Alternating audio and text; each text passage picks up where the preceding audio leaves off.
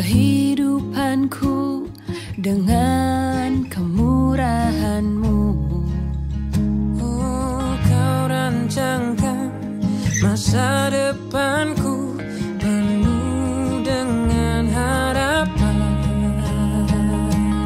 Oh, aku ada saat ini, semuanya karena kasih-Mu.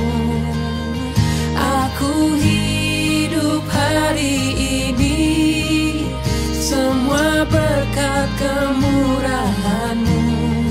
Terima kasih Yesus, Engkau sangat baik, teramat baik. Aku ada saat ini, semuanya karena kasih-Mu. Aku hidup hari ini, semua berkat kemurahan-Mu. Terima kasih Yesus, Engkau sangat baik, teramat baik. Aku ada saat ini, semuanya karena kasih-Mu. Aku hidup hari ini, semua berkat kemurahan-Mu. Terima kasih Yesus, Engkau sangat baik, teramat baik bagiku. Yesus, Engkau sangat baik, teramat baik bagiku. Terima kasih buat berkat anugerah-Mu Tuhan.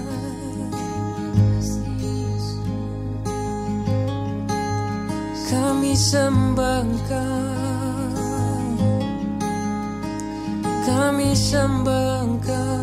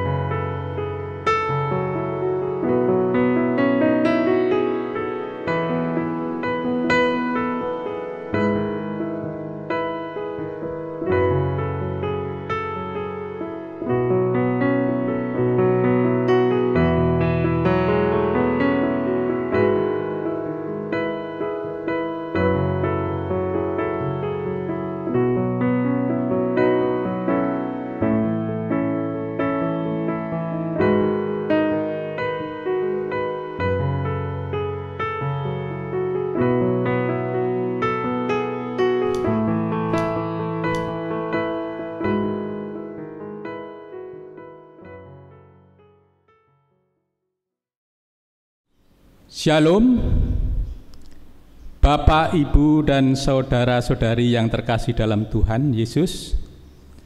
Bersama keluarga kita, mari kita berhimpun untuk memuji dan memuliakan nama Tuhan.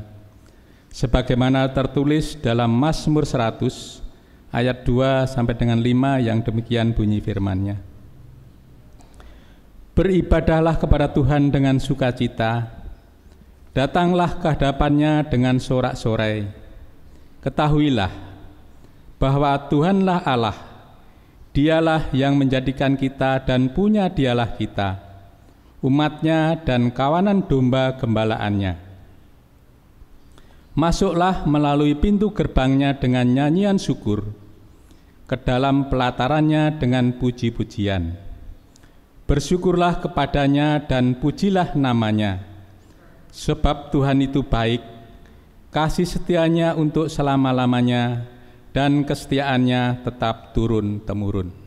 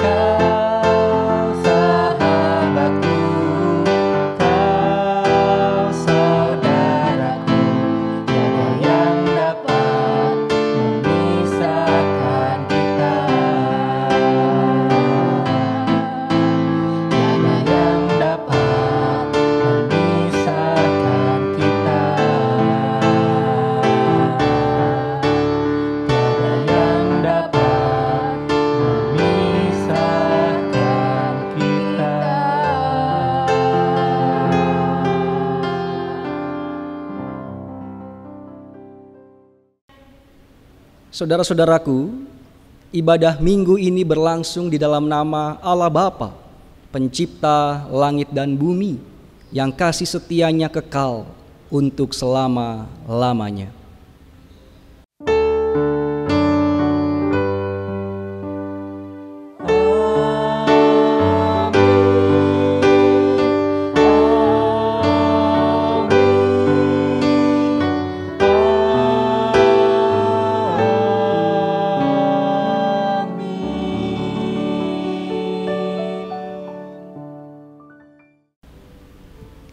Salam sejahtera bagi saudara.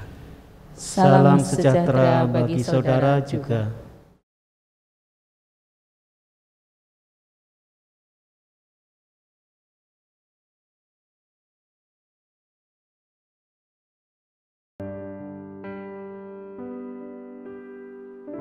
Roda kehidupan manusia bergulir terus sepanjang masa. Perubahan zaman yang terjadi banyak mengubah wajah manusia menjadi sangat tidak seimbang. Yang semestinya adalah makhluk religius berubah menjadi sangat sekuler. Kodrat sebagai makhluk sosial berganti menjadi individualis, bahkan egois. Mengagungkan hal-hal kebendaan yang sangat materialis dan meninggalkan nilai-nilai spiritualis yang jauh bernilai luhur dan abadi. Sifat duniawi semakin menguasai versus watak surgawi semakin dijauhi, mungkin karena dipandang irasional. Saat ini kita diingatkan agar jalan hidup kita dikembalikan pada kiblatnya. Kita diajak untuk hidup dalam keseimbangan serta membangun nilai harapan bersama agar kita kembali di dalam segala keluhuran dan kemuliaannya sebagai ciptaan sempurna dari Sang Ilahi.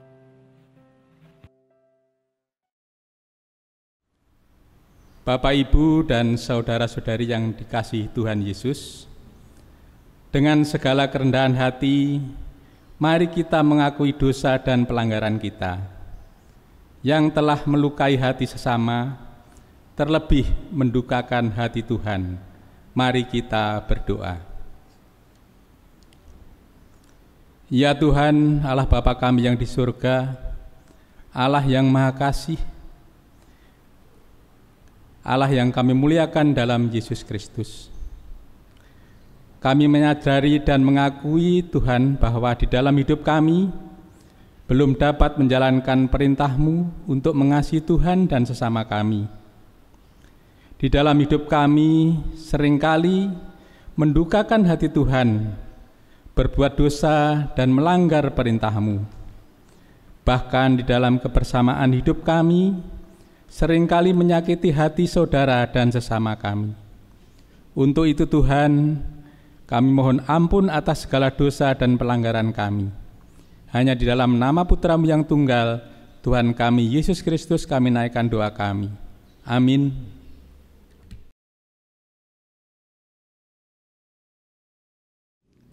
Kita terima berita anugerah. Bapak, Ibu, dan saudara-saudari yang terkasih, berbahagialah setiap kita yang diampuni pelanggaran dan dosa kita.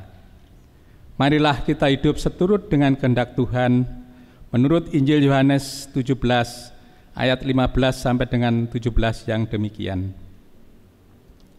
Aku tidak meminta supaya engkau mengambil mereka dari dunia, tetapi supaya engkau melindungi mereka daripada yang jahat. Mereka bukan dari dunia, sama seperti aku bukan dari dunia. Kuduskanlah mereka dalam kebenaran, firman-Mu adalah kebenaran. Demikianlah berita anugerah dari Tuhan. Syukur kepada Allah. Sebagaimana Allah telah menyelamatkan kita karena kasih-Nya, marilah kita mengasihi dan hidup dalam damai dengan setiap orang dengan menyanyikan salam damai.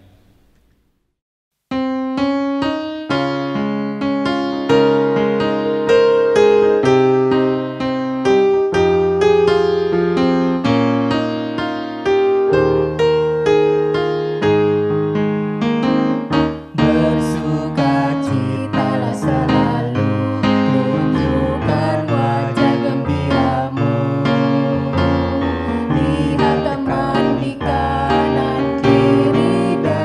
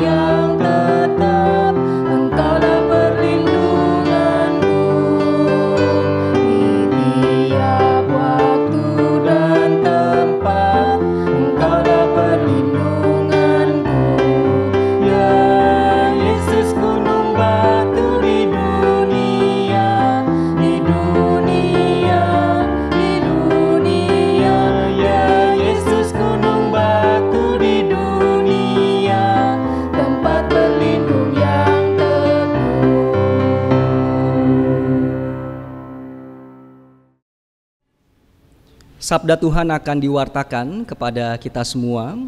Oleh karena itu sebelumnya mari kita minta pertolongan Roh Kudus untuk kita terlebih dahulu berdoa. Segala puji dan syukur kami naikkan panjatkan kepadamu ya Bapa. Pada hari yang indah ini kami bersama dengan keluarga dapat berhimpun untuk memuji memuliakan nama-Mu. Dan terlebih lagi di saat yang indah ini kami akan mendengarkan suara-Mu. Rendahkanlah hati kami dan mampukan kami untuk kami dapat mendengarkan sabda-Mu dengan seksama. Dan pada akhirnya dengan permenungan yang mendalam kami dapat memahami serta menjalaninya. Berfirmanlah ya Bapa, kami siap untuk mendengarkannya. Di dalam nama Tuhan kami, Yesus Kristus. Amin. Mari sama-sama kita buka Alkitab kita melalui Injil Markus, pasalnya yang pertama, ayatnya yang ke-14 sampai ke-20. Markus 1 ayat 14 sampai 20. Begini bunyi sabda Tuhan. Sesudah Yohanes ditangkap, datanglah Yesus ke Galilea memberitakan Injil Allah. Katanya, waktunya telah genap, kerajaan Allah sudah dekat. Bertobatlah dan percayalah kepada Injil. Ketika Yesus sedang berjalan menyusur danau Galilea, Ia melihat Simon dan Andreas, saudara Simon. Mereka sedang menebarkan jala di danau sebab mereka penjala ikan. Yesus berkata kepada mereka, "Mari ikutlah aku, dan kamu akan kujadikan penjala manusia." Lalu mereka pun segera meninggalkan jalanya dan mengikuti Dia. Dan setelah Yesus meneruskan perjalanannya sedikit lagi, dilihatnya Yakobus anak Zebedeus dan Yohanes saudaranya sedang membereskan jala di dalam perahu. Yesus segera memanggil mereka dan mereka meninggalkan ayahnya Zebedeus di dalam perahu bersama orang-orang upahannya, lalu mengikuti Dia. Berbahagialah kepada setiap kita yang terus mendengarkan, memelihara, dan melakukan firman Tuhan. Haleluya.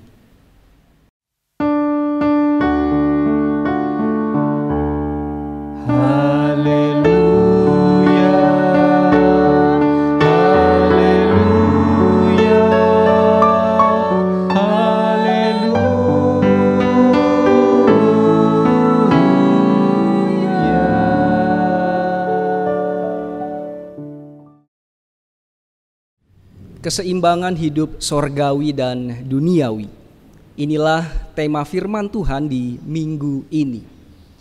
Tentu kita menyadari keseimbangan sangatlah penting dalam kehidupan manusia. Ketika hidup tidak dijalani dengan seimbang, maka dampak yang buruk sangat memungkinkan terjadi pada kita. Ada sebuah kutipan yang berbunyi demikian. Hidup manusia ibarat sedang berselancar di lautan.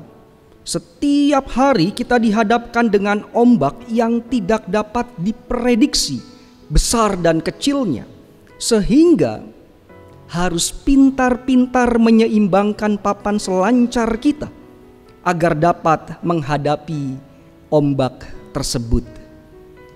Kutipan ini nampaknya memang betul adanya Bapak Ibu Saudara. Jika hidup hanya diisi dengan bekerja, atau juga dikenal dengan istilah workaholic, lalu kita melupakan istirahat atau bahkan liburan, maka tubuh ini akan gampang marah, mudah stres, dan bisa depresi. Jika tiap hari kita mengkonsumsi makanan yang berkolesterol tinggi, gula yang banyak, dan jarang minum air putih, tubuh jasmani kita tinggal tunggu waktu waktu untuk sakit. Ketika badan tidak kita ajak untuk berolahraga dan bergerak secara aktif, kita hanya berdiam diri atau malas-malasan, ya tubuh kita seperti tidak bergairah, lemah dan lesu. Handphone, gadget kita, jika setiap saat mata kita tertuju padanya, pikiran kita tertuju pada gadget kita, dan waktu kita difokuskan pada handphone kita, dampaknya kemana-mana. Mata mudah lelah, mengalami gangguan tidur, dan kita bisa cuek dengan orang-orang terdekat kita. Singkatnya, segala sesuatu yang berlebihan tidaklah baik. Oleh karenanya, butuh keseimbangan. Dari sudut pandang Alkitab, ide atau gagasan tentang keseimbangan asalnya dari Allah. Kisah penciptaan merupakan gambaran yang luar biasa bagaimana Allah kita mencipta dan menata jagat raya dengan seimbang. Ada langit, ada bumi, ada daratan, ada lautan, ada tumbuh-tumbuhan, ada binatang-binatang yang di udara, di daratan dan juga di lautan. Dan terdapat juga relasi yang harmonis antara Adam dan Hawa. Kejadian 2 ayatnya yang ke-18, tidak baik kalau manusia itu hidup seorang diri saja. Aku akan menjadikan penolong baginya yang sepadan. Kata sepadan, pas, selaras, seimbang. Dan pada saat kisah penciptaan di hari yang ke-6 telah selesai, di hari berikutnya, hari yang ke-7, Allah menciptakan hari di mana manusia itu bisa retret, mundur dari segala aktivitasnya sementara, mundur dari aktivitasnya yang padat. Manusia diajak untuk menenangkan diri dan batin, serta mendekatkan diri pada Sang Ilahi. Di Perjanjian Baru contoh lainnya, tentu kita tidak asing dengan hukum kasih. Kasih yang diajarkan oleh Tuhan Yesus Kristus sangat erat dengan keseimbangan. Kasihilah Tuhan Allahmu, kasihilah sesamamu manusia seperti dirimu sendiri. Kita tidak bisa mengatakan aku mengasihi Allah tetapi membenci sesama. Begitu sebaliknya, kita tidak bisa mengatakan aku baik dan aku mengasihi sesamaku, tetapi kita tidak pernah menjalin relasi dengan Allah. Menarik, hukum kasih merupakan wujud keseimbangan hidup beriman kita. Bacaan Alkitab pada minggu hari ini mengisahkan tentang bagaimana Yesus memanggil dan mengajak beberapa orang untuk menjadi murid-muridnya. Ada Simon yang kita kenal dengan nama Petrus, ada Andreas, ada Yakobus, dan ada Yohanes. 4 orang ini semuanya berlatar belakang nelayan. Pada masa itu, mayoritas orang-orang yang tinggal di dekat Danau Galilea memang menggantungkan hidup mereka pada industri perikanan. Menangkap ikan, mengolah ikan, memperjualbelikan ikan adalah gaya hidup mereka. Dari generasi ke generasi, gaya hidup ini diteruskan, diwariskan. Sehingga bisa dikatakan Bapak Ibu Saudara, menjala ikan bukan sekadar profesi, melainkan identitas yang tidak bisa dilepaskan dari kehidupan Simon, Andreas, Yakobus, dan Yohanes. Pertanyaannya, jika identitas sebagai penjala ikan tidak bisa dilepaskan, tetapi mengapa ketika berjumpa dengan Yesus, mereka bersedia meninggalkan kebiasaan menjala ikan? Apa yang membuat mereka begitu yakin dan percaya untuk ikut Tuhan Yesus. Mari sama-sama kita perhatikan di ayatnya yang ke-17 dari Markus pasal pertama tadi.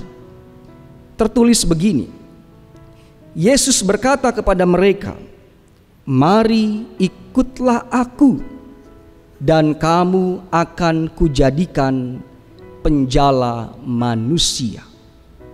Ada kata penjala yang Yesus pakai untuk mengajak mereka. Apa maksudnya? Di sini Yesus tidak serta-merta menghilangkan identitas mereka sebagai seorang penjala. Yesus justru menghargai identitas mereka.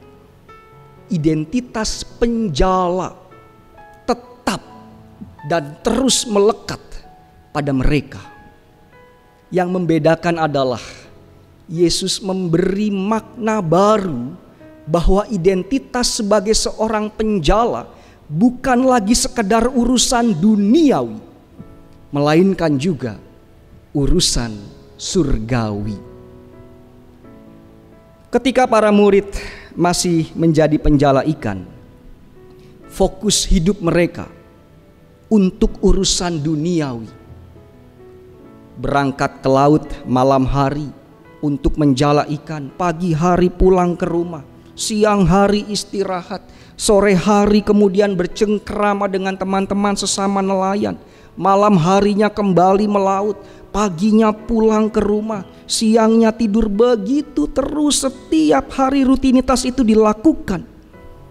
Sehingga ketika Yesus mengajak mereka untuk menjadi penjala manusia, keempat orang nelayan ini seperti tersadarkan bahwa kehidupan ini perlu seimbang. Penjala ikan jadi penjala manusia. Yang tadinya hanya fokus pada urusan duniawi, ketika Yesus mengajak mereka menjadi muridnya, ini patut juga diperhatikan menjadi urusan surgawi.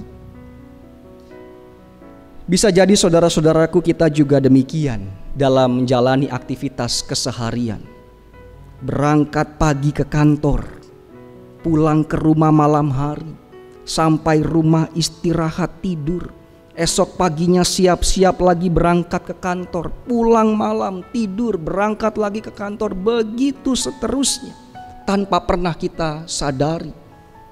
Dan juga memungkinkan di antara kita dalam menjalani kehidupan ini hanya fokus pada urusan-urusan duniawi.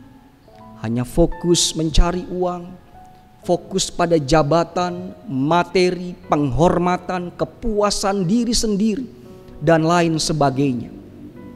Oleh karena itu di firman Tuhan di minggu hari ini, saya dan saudara digugah untuk menjalani hidup ini dengan seimbang, melayani Tuhan, mengagungkan nama Tuhan, menebarkan cinta kasih Allah kepada sesama, juga harus dilakukan sebagai pengikut Tuhan Yesus Kristus. Seorang desainer ternama asal Indonesia yang bernama Anne Avanti punya kesaksian hidup yang memberkati. Dalam kesaksiannya ia berkata, satu hentakan nafas selalu punya dua dunia yang saling bertolak belakang. Dunia yang pertama adalah dunia panggung yang sangat gemerlap. Setiap pagelaran busana, Anne Avanti selalu diwarnai dengan pujian, sorak-sorai, penghormatan dan decak kagum dari para pecinta busana. Di sekelilingnya juga terdapat sederet para artis selebriti, orang-orang ternama, dan pastinya orang-orang berduit. Dunia yang pertama ini disebut dunia glamor. Dunia yang kedua, ternyata Anne Avanti sering mengambil jarak dari hiruk pikuk dunia glamor dan memilih untuk melakukan kegiatan kasih demi orang lain. Ia sering mengadakan acara untuk menghimpun dana kasih. Ia juga sering membawakan puji-pujian rohani, kasih sayangnya kepada anak-anak berkebutuhan khusus dan orang-orang yang miskin juga luar biasa. Bahkan di awal pandemi COVID-19 tahun lalu, sekitar bulan Maret atau April, Anne Avanti menjadi salah satu penggerak untuk membuat baju APD dan membagi-bagikannya dengan gratis kepada petugas medis. Dari pengalaman Anne Avanti, kita dapat melihat contoh keseimbangan hidup seorang anak Tuhan. Di sebuah artikel tertulis begini: dua dunia Anne Avanti akhirnya membawa pada satu kesimpulan, yakni hidup harus selalu berserah pada Tuhan dan mengabdi pada sesama demi keluhuran martabat manusia. Anne Avanti sudah mengalami banyak berkat dari Tuhan, dan pada gilirannya Anne Avanti jadi berkat bagi orang lain. Lalu bagaimana dengan kehidupan Bapak Ibu Saudara? Bagaimana dengan kehidupan kita? Mari kita ingat selalu bahwa identitas kita sebagai pengikut Kristus adalah menjadi berkat bagi banyak orang. Selamat menjalani kehidupan yang seimbang, surgawi, duniawi di dalam Tuhan Yesus Kristus. Amin.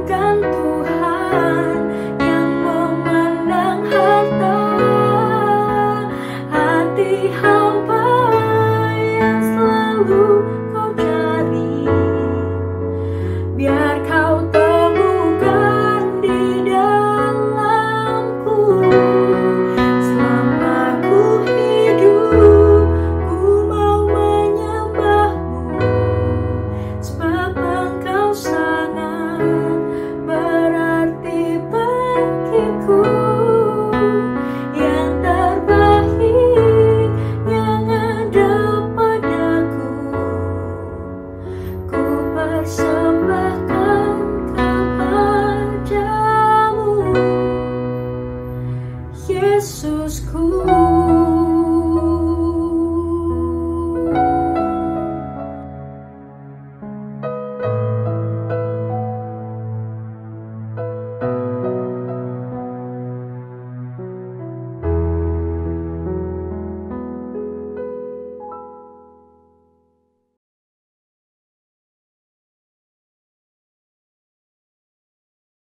Bapak Ibu, mari kita letakkan telapak tangan kanan kita di dada sebelah kiri. Bersama-sama dengan umat Allah di segala tempat dan waktu, mari kita ikrarkan pengakuan iman rasuli yang demikian. Aku percaya kepada Allah Bapa yang Maha Kuasa, Khalik langit dan bumi, dan kepada Yesus Kristus, anaknya yang tunggal Tuhan kita, yang dikandung daripada Roh Kudus, lahir dari anak darah Maria, yang menderita di bawah pemerintahan Pontius Pilatus, disalibkan, mati dan dikuburkan, turun ke dalam kerajaan maut. Pada hari yang ketiga, bangkit pula dari antara orang mati, naik ke sorga, duduk di sebelah kanan Allah, Bapa yang Maha Kuasa, dan akan datang dari sana untuk menghakimi orang yang hidup dan yang mati. Aku percaya kepada Roh Kudus, gereja yang kudus dan am, persekutuan orang kudus, pengampunan dosa, kebangkitan daging, dan hidup yang kekal.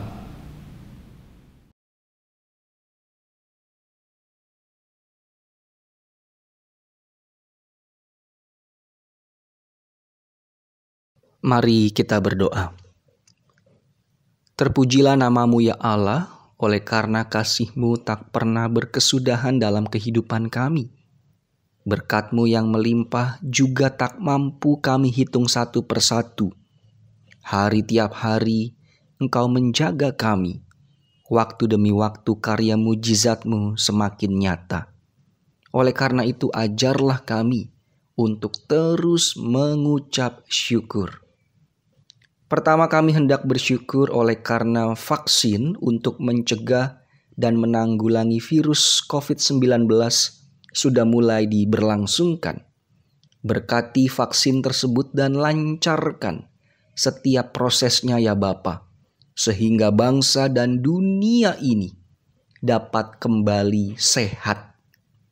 Sekaligus kami juga memohon belas kasih-Mu, di mana akhir-akhir ini terjadi bencana di Indonesia tercinta.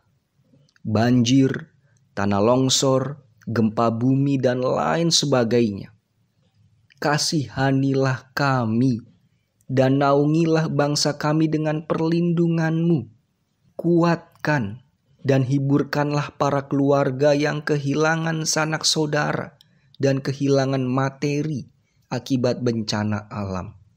Sekali lagi kami memohon, kasihanilah kami ya Kristus. Berkati gereja-Mu di seluruh penjuru dunia, termasuk tempat kami berjemaat di GKJ Kanaan. Kiranya seluruh gereja di muka bumi ini dapat terus bergandengan tangan untuk menjadi garam dan terang dunia. Meskipun ada begitu banyak denominasi yang berbeda, namun sesungguhnya kami adalah satu di dalam tubuh Kristus. Gereja yang memiliki pergumulan di tengah konteks pelayanannya, kami memohon Roh Kudus-Mu, sehingga kami sebagai gereja dapat melewati setiap pergumulan kami masing-masing bersama Sang Kepala Gereja, Tuhan Yesus Kristus. Di rangkaian doa syafaat kami bersatu hati untuk pergumulan kami sebagai keluarga GKJ Kanaan. Bagi yang mencari kerja, pasangan hidup, merindukan kehadiran anak, keluarga yang kesulitan dalam mengelola keuangan, keluarga-keluarga yang mengalami keretakan, muda-mudi yang merencanakan menikah, anak-anak yang tengah merajut masa depan, eyang kakung, eyang putri yang selalu semangat dalam menapaki masa lanjut mereka, janda, duda, yatim piatu, serta bagi mereka yang berkebutuhan khusus. Peluklah kami selalu dengan cinta-Mu, sehingga di setiap pergumulan hidup kami kami tidak mengandalkan diri kami sendiri, melainkan Kristuslah yang selalu menjadi andalan kami. Terakhir, kami mengingat bagi mereka yang sakit, baik yang dirawat di rumah ataupun yang memerlukan perawatan intensif. Bapak Setio Murbono, Ibu Sukardi, Bapak dan Ibu Rumadi, Bapak Sumarto, Ibu Sudarni Sungkono, Bapak dan Ibu Suradi, Saudara Averel, Bapak Sudarno, Ibu Kristina Winarni, Bapak Untarto, Bapak Yonatan Ngatio, Ibu Wasono, Ibu Suhardi, Bapak dan Ibu Mulyadi, Ibu Ismiati, Ibu Ari Darmani, Bapak Y. Sudarjo, Bapak Sudaldi, Ibu Ita Oktavia, Bapak Bonifasius P. Yuda, Bapak dan Ibu Margio, Ibu Hatianti, Saudari Kristina Utami, Bapak Priyanto, Bapak Yesudi Supit, Ibu Sri Mariani Soekarno, Bapak Immanuel Ahmad, Ibu Sri Winarni, Ibu Eti Kurniasih, Ibu Magdalena Supani, Bapak dan Ibu Dwiantoro, Ibu Tri Hernawati, Saudara Dimas Bayu, Ibu Nani Sahat, Bapak Penatua Ari Susmanto, Saudara Thomas, Bapak dan Ibu Krismono, Bapak dan Ibu Edi, dan Bapak Heru Sumanto. Sungguh kami memerlukan pertolongan-Mu agar mereka yang bergumul dengan sakit penyakitnya dapat kuat, sabar, dan terus mengandalkan-Mu. Kami memohon kuasa mujizat-Mu. Inilah doa syafaat kami. Murnikan doa kami ini dengan pujian doa Bapa kami.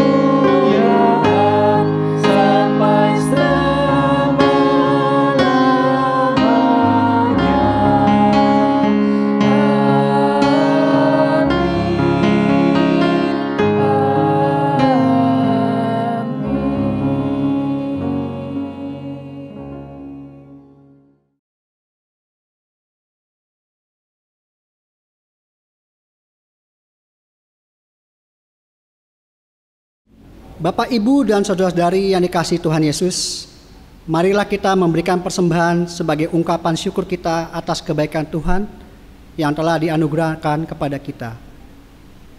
Dasar persembahan diambil dari 1 Tesalonika 5 ayat 18. Demikian. Mengucap syukurlah dalam segala hal, sebab itulah yang dikehendaki Allah di dalam Kristus Yesus bagi kamu.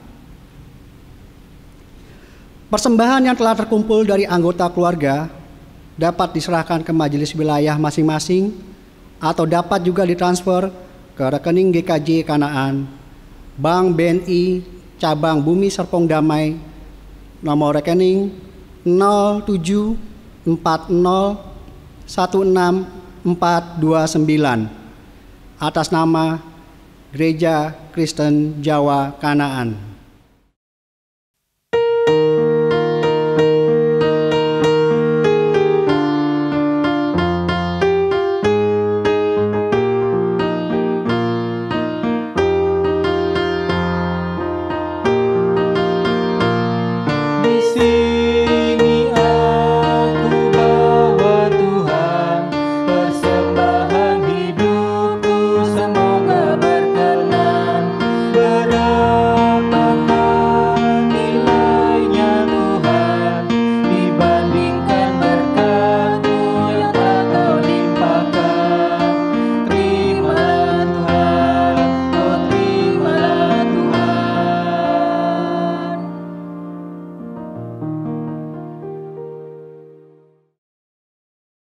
Mari kita bersatu dalam doa.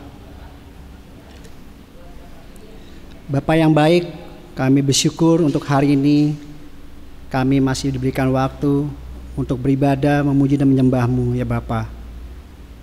Dan kami juga bersyukur untuk segala yang telah Kau berikan buat kami. Untuk itu ya Bapa, kami telah menyampaikan, membawa persembahan kami kepadamu. Kiranya persembahan ini merupakan persembahan yang harum bagi nama-Mu ya Bapa. Kuduskanlah persembahan ini hanya dalam nama Tuhan Yesus Kristus. Haleluya. Amin.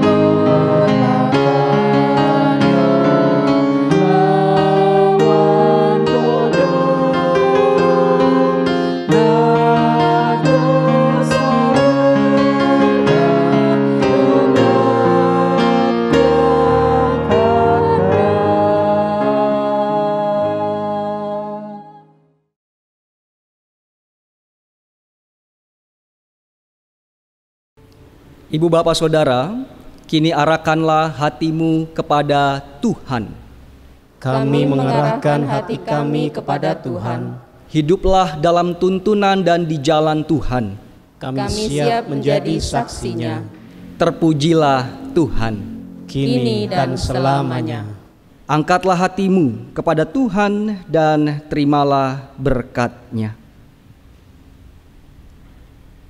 Allah sumber kehidupan dan pengharapan, memenuhi saudara dengan segala sukacita dan damai sejahtera di dalam iman saudara, supaya oleh kekuatan Roh Kudus saudara berlimpah-limpah di dalam pengharapan. Amin.